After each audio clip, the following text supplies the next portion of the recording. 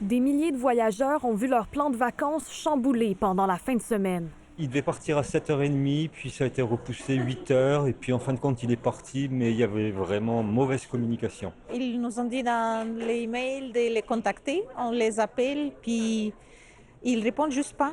Et pour ceux dont le vol a été annulé, les recours sont limités. C'est WestJet qui a une obligation, selon les règlements associés avec la vente de billets de transport aérien au Canada, de vous de confirmer un vol alternatif.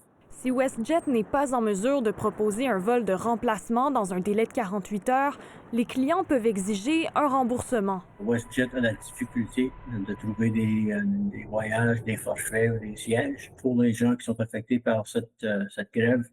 Les vols au Canada, les vols transfrontières sont pleins. Des clients se plaignent de la difficulté de communiquer avec WestJet.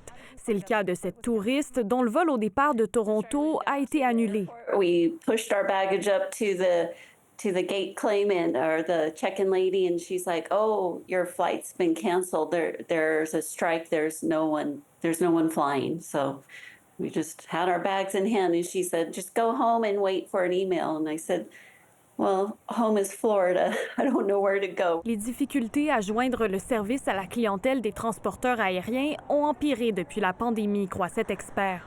Ils ont réduit leurs forces assez rapidement. Maintenant, c'est que les compagnies aériennes et l'aviation en général essayent de rebâtir les effectifs nécessaires pour supporter leurs opérations. Il y a un manque d'expérience énorme. Mais la grève chez WestJet ne devrait pas affecter durablement l'image de l'entreprise, selon ce spécialiste.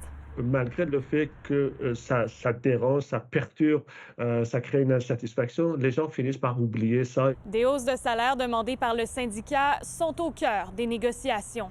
Ici Violette Quentin, Radio-Canada, Montréal.